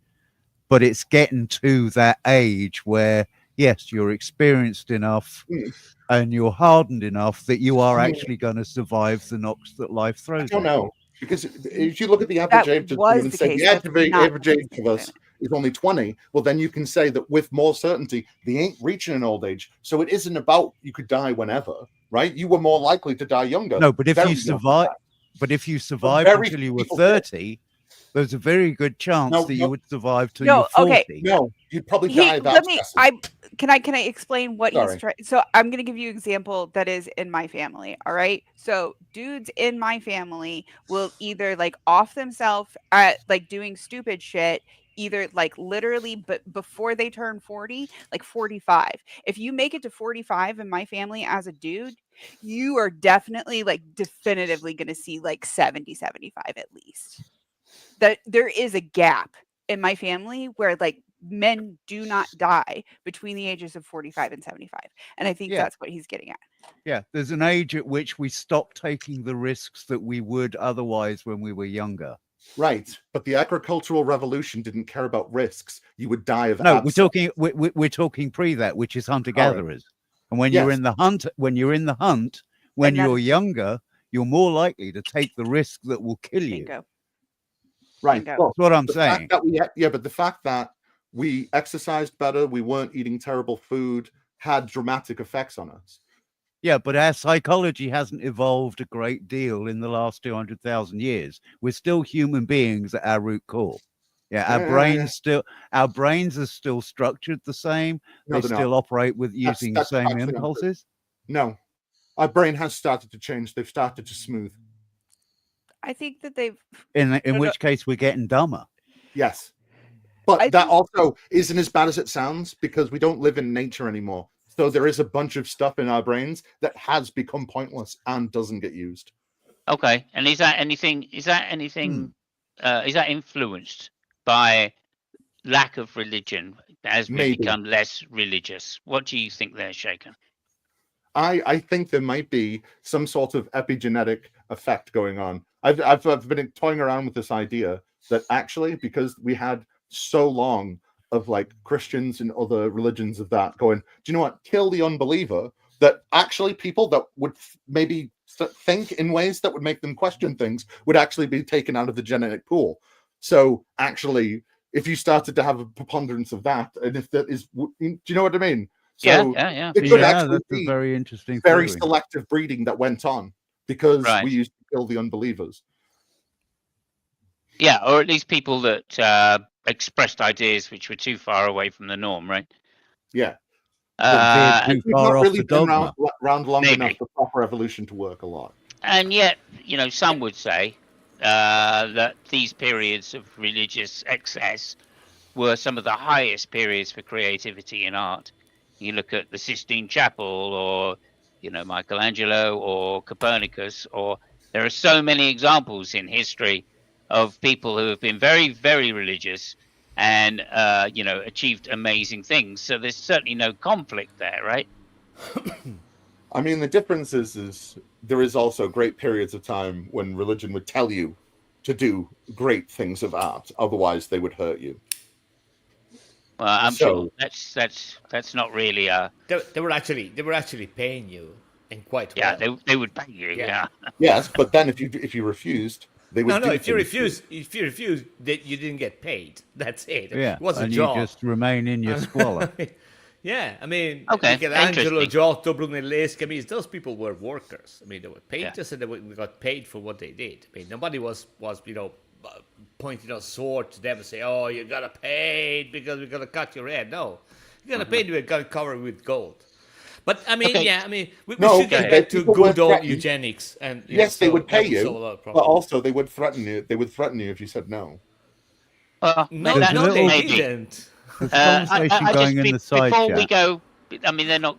They would, if you were good, they're not going to threaten to kill you, right? There's no way they threatened to kill they didn't kill Galileo, did they? Right? They said, we're not happy with what you're saying, Yeah. etc.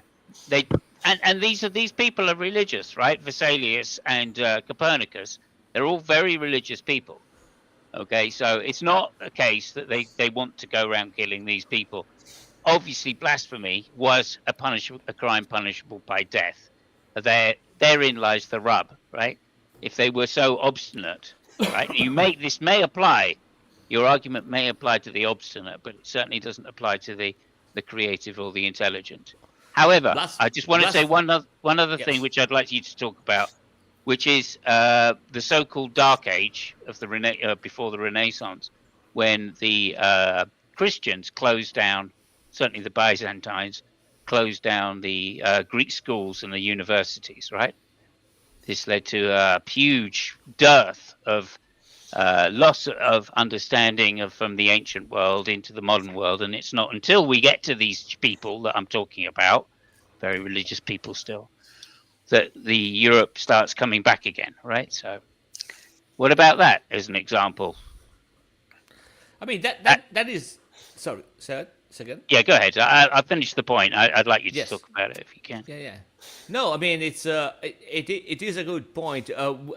We must be really careful because in those times, and it goes back to something that Brian was saying before, there was no distinction between, religion and what we call now the state or the power or whatever, right? So there were one thing. So the fact that you said before, that blasphemy was a crime. Yeah, I mean, it was a crime because you were basically living, in a religious state, and that was something which was used, to keep the power for the people which were in charge, and yeah, I mean, there were crimes committed, against culture and I would say humanity in general, the destruction of books and stuff like that. But it was, it was all a way to keep the power. I mean, the same way that the Nazi burned the books, in 38 and 39. That was the same. It was the same rationale, right? The ideology, of course, is different, but it's a way to keep the power in place. And in that instance, religion is a very powerful tool, because especially when you go to those extremes, it is something that what I would call the feeble-minded, the people which are easily coerced into that kind of ideology. They give you something that it's really, well, first of all, it's really easy to understand, right? It gives you relief, as we're discussing about, the problem of death, the stuff like that. So it gives you really simple answer to some really complicated question that if you don't give too much thought about, you say, okay, yeah, I mean, finally somebody which, gives me some relief in this, shitty life that I do, basically digging dirt, 10 hours a day, and dying probably when I'm 35 if I'm bloody lucky. So, yeah, you have a point there. But I would be really careful because, again, I think that the scenario was a little bit different there. Yeah, and that's happened. The church has repeatedly done that exact thing, right? Burning books and trying to expand knowledge, which it thinks is a threat. And that's not, Galileo is the mildest example of that, right? The French did it as well, even the post-revolution, the French did it, right? They were constantly burning books. The executioner was constantly burning books, which were had atheistic kind of leanings, right? People decried Hobbes as an atheist, even though he was declared himself a religious person, as a theist. I mean, I mean, listen, I don't want to get too political, and I don't want to give Jefferson's patriarch, ideas for his, horrible videos. Steady on. But carry on. But I mean, we don't need to go to the Dark Ages and the Nazis and all that stuff. I mean, recently they, in a country which is not, I mean, it's luckily for me really far from where I live. They they said, okay, gay is a word which is not supposed to be in a book. There you so go. let's scratch it everywhere, and the Enola Gay is gone. And so there was no atomic bomb on Hiroshima. So there you go, problem solved. Again, and it's the same method, with different different scenarios by different people. And it doesn't even have to involve religion. It's a good method. I mean, burning books, it's a really good method to keep the things where you want them to be. Keep people in place, yeah. Yeah. What do you think? Anybody else want to comment? Jefferson, you haven't really said anything. What do you think, Jefferson, about that? Well, I had no idea that Fabio was so hostile towards my channel. I mean, I know my content's rubbish. Wow. Well, I tell you, I'm really awesome because you start your videos really, really fucking late. That's why I'm hostile. It's in the middle of the night for me. So yeah. Okay, that's fair. No, I don't really have much to add other than I think it's kind of weird that the impulse of of most of the dogma. Somebody mentioned that I was away from the screen, but somebody had mentioned that it kind of encouraged us to separate ourselves from the natural order. But we kind of did that ourselves mentally just by puzzling over the mysteries of nature and then assigning them a personality. It was impossible that it was just nature. There had to be a mind behind it and a will and motives and motivation. And so, I think we just have a built-in bias to anthropomorphize things. And I think, God is just a way for us to anthropomorphize a great mystery. I'd like to build on that, if I might. Yeah, I mean, we've spoken in previous episodes about our storytelling nature and, how we use that to pass wisdom down through the generations. And it just occurred to me listening to Jefferson just then that it's the parent that teaches its child that the rustle in the leaves in the bushes has some agency behind it that is more likely to have that child exercise the flight option in fight or flight, or curiosity versus flight, that could save them from the predator that's in the bushes that one time out of 15. So it does have some evolutionary benefit? Is that the right term? Yeah, because the one that was more likely to think that there was something in the bushes or something about the bushes was more likely to live. Yeah, more likely to survive and breed. Yeah, exactly. Yeah, because the one who didn't would just sit there and ignore it because it was just a bush. Yeah. So there you have the potentially supernatural forces actually having utility in human development. Well, the ones that assume agency and purpose. Humans, absolutely. That's the implication. As humans, we do like purpose explanations because they're much simpler. Exactly what Shaken said. It's because we tell stories, though. Language did this to us because we have to tell everything. We have to make everything into a story. This did this for a reason, so it gives us the idea of all these different things that must be. And there can be no unknown. In language, we have to look at the world in the way that we can conceive it, and we can only conceive it in language, so to speak. So because we have to process it in language through thinking, talking, writing, whatever, we can only put it across in certain ways. And I don't think it's language as such, though.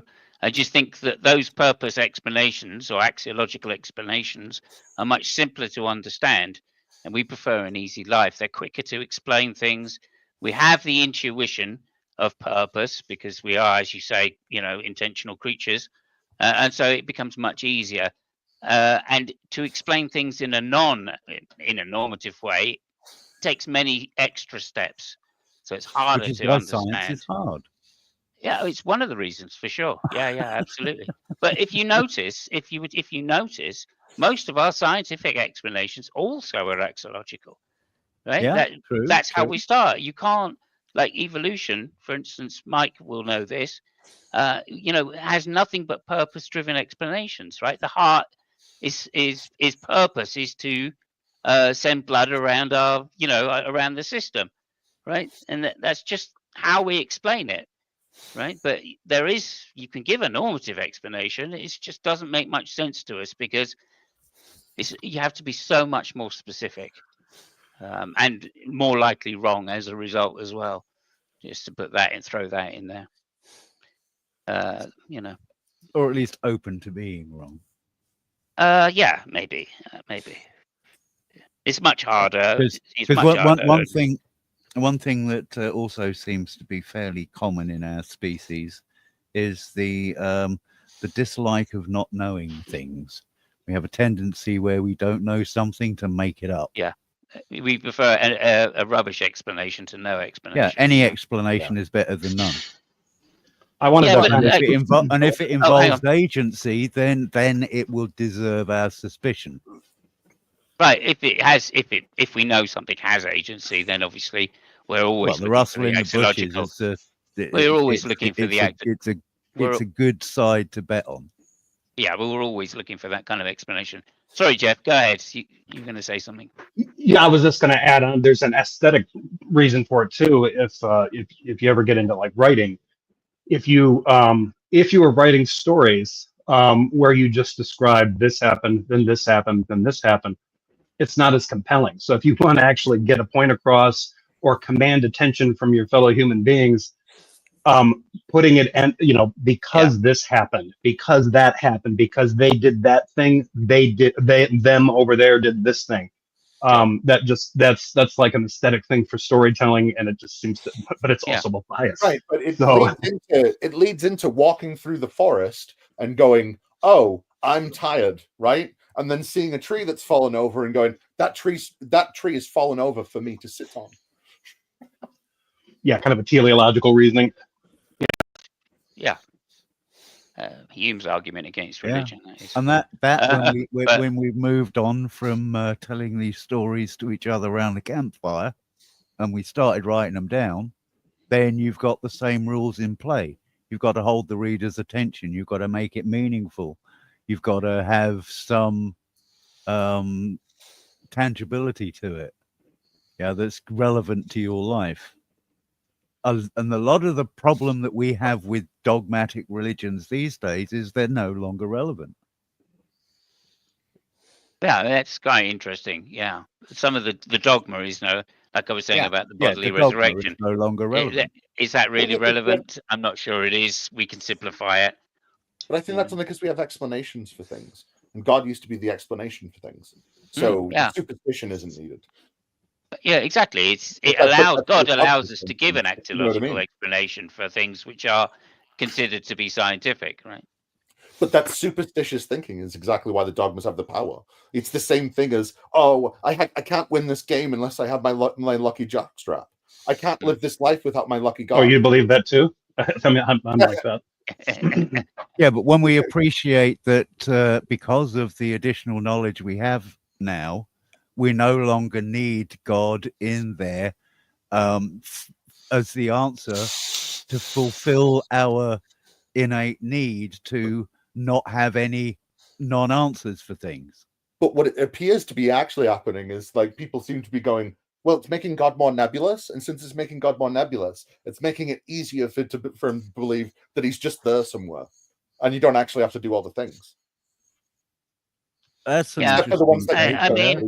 So we're going to finish up pretty soon, guys. So start thinking about a final whatever you want to say on the subject or any other subject, or any channels you want to, whatever, chill or whatever.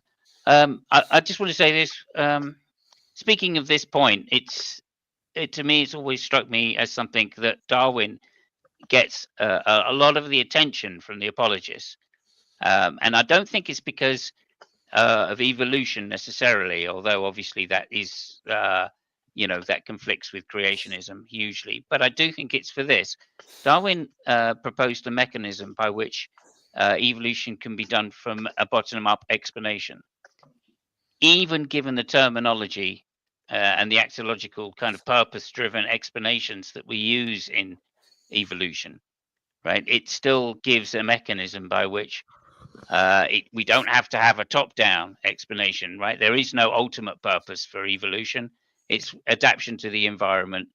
And therefore, that's what's so dangerous about Darwin's idea. Not necessarily that it's about evolution in itself. It's if it applies to something as complex as evolution, why couldn't it apply to these other things? Why can't it apply to morals? Why can't it apply to I don't know, the scientific explanations that we've hence found, we found out since? Why couldn't it apply to such things as the creation of religion itself? Maybe there are bottom-up explanations for all of those things, and in fact, it turns out there are psychological explanations for all of these things which are natural.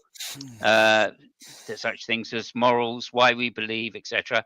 There's also naturalistic explanations for why people first came up with the ideas of religion and the benefits they have to society. There are naturalistic explanations for just about everything in our life that we can conceive as being possible. We may not have necessarily proved them all yet, and we may never, I don't know. But the point about it is that religion takes that away from us. Religion takes away the ability for us to think that there are naturalistic explanations, and therefore to go looking for them. That's always been the problem in the past, and that's the great thing about the Enlightenment and what it's given us, and modern science in particular. And hence we find ourselves in a world where we don't necessarily need it. All the way down the line, it started with morals, with Hobbes, but it's finishing up with all sorts of other things like societies coming together, capitalism, many other ideas which are proving to be very, very useful. So I wanted to end it there because that idea in itself, it has done more legwork for the modern world than virtually anything else as far as I can see. And so I just want to go around now and for everybody to comment on the last comments on whatever they want to say, criticizing me or any of my ideas, etc. And I'm going to start at the bottom and work our way up to the top. So over to you, Jay. Is there something you want to end on or say about the topic or chill the channel you want to chill? I honestly, I lost track. I've been busy in the live chat, so I completely. No problem. We've been Thank chatting you for coming about... on, Jay. Really appreciate it. Obviously, go to Jay's channel. He's doing more and more things these days. He does religious reviews or reviews on debates, etc., etc. So Jay's channel, and that's. Do you want to just shout out that channel name? Okay.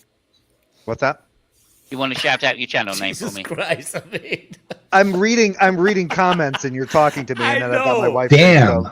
Stop. But man, Got three different things going on. He's in the chat, so you can find his channel in the chat. You got the attention span of a goldfish. Fuck me. I mean, no, it's better. It's better than a goldfish. It's somewhere between a koi and a trout. Okay. So a goldfish and a trout. Yeah. Over to you. Over to you. You can come to my channel. Better not bring your kids. We're done now, right? Okay, Headless, over to you then. This stream is brought to you by Carl's Jr. Okay, thank you so much, Mino. Fuck you. I'm eating. I still argue that I have not yet found a religion that isn't harmful, but I'm open to the idea of finding one that is. Okay, thank you so much. Jefferson. I think everyone just needs to convert to Shintoism. Give that a try. Shintoism. I don't know exactly. I mean, is that some kind of American football thing?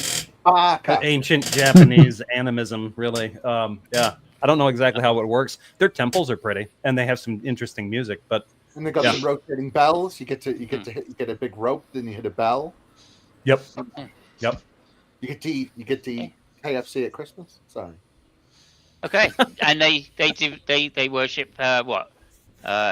Harry Mostly Karma? it's ancestor Sure. worship and kind of a kind of animism, spirits of nature, that kind of stuff. Jolly good. Over to you, Dave. I was thinking that ultimately, I don't think there's anything uniquely wrong with religions that can't be applied to other things, but maybe what's unique about religions is how they've abused other ideologies and culture and everything. Interesting. Yep. Yeah. I think that's a weave worth exploring or unpicking at some point. Thank you, Dave. Your channel, please. Captive Desk, and some of the folks here tonight often join us on every Saturday for Saturday Night at the Atheists. Thank you so much. Shaken Fist, a pleasure to have you on tonight. Thank you very much. I hope you'll come back. Yeah. It's always about me noticing that things are on. I think the last thing I'd have to say is religion doesn't really have any of the things to itself, because it's just a weapon for human nature. And it's one of the other ways that churches separate us from how we are as people, because it's the church doing it. It's not the person doing it. It's not the person signing the papal decree. It's the church. It's the Pope. It's not the actual person. And and it separates people from decisions. And I think it brings in like not dehumanization. It's the other one, anti-depersonalization. The one where you're in crowds. It does that to people a lot as well. Yeah. Okay. And I'm the Shaken Fist, so go check it out. I do comedy shit. Fantastic. Okay, over to you, Mike. Oh no, you're gonna regret this. We touched on it. You guys touched on evolutionary psychology a little bit, and that requires a whole lot of unpacking, along with the top-down, bottom-up thing. Maybe we'll do that on another stream someday. And I just want to make a comment about reincarnation and Zen Buddhism. It's not what you think it is. There are other ways of looking at this that are secular and not woo. And that brings me to the woo religions, which believe that the human mind is some kind of spirit thing. I call it point source spirit thinking. And that prevents us from using what we know about the brain, our bodies, and neuroscience today to make ourselves a better culture, a better species, better humanity. Because if we truly if we let go of this idea that there's spirit, we'll start to understand our subjective experience, some of our emotional drives, some of our misunderstandings of the world and other people. And neuroscience is in a position now to say a hell of a lot about that, but not much is being said about it because of this whole spirit mind bullshit. Religion has got to go. Anyway. Excellent. Answers in Atheism is the channel. And link is in description, by the way, people. Yeah, I don't want to do a thing with you, Simos, on this materialism idea that I have. Yeah, so, great. Naturalism. So anyway, set that up. We will do that soon, and you'll be. I mean, we're going to do a couple of things soon in this series to do with what we've talked about before, but I will try and get to my email soon. I promise, and just for you. That would be cool. Okay, over to you, Brian, or Bug Grit. On topic, I'd say answering the question, what's wrong with religion? I would say the same as what's wrong with some of base human nature. The ability to use dogma to control and abuse people. And I'd say beware dogma, it's dangerous regardless of the context. That's all I'd say on the actual topic. Thank you so much indeed. We look forward to more contributions. I'll just say that I'm back on the radio, and if anybody's interested, tune into wolfmanradio.co.uk at midnight UK time tomorrow, and you'll get some of what I do now rather than a lot of this stuff. Can you put that in the chat, in the private chat for me, and I'll paste it into the comments. I shall do that now. Also with the time as well. That's quite important. Yeah. Okay, I'm going to end it all very shortly. Over to you, Fabio. Yeah, I mean, I'm not really sure there is something wrong with religion. I mean, there might be. It's very difficult for me to point out. I know that there is something wrong with some religious people, and I'd rather have my neighbor being, you know, a good person which is religious rather than an asshole which is not.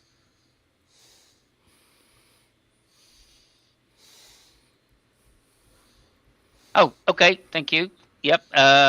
Sorry, you said something about being an arsehole. I assumed you were referring to me. Okay. of course. Thank you so much, Fabio. Thank you, everybody. We're Cheers, going to man. call it there. Next week, we'll have another interesting topic, hopefully.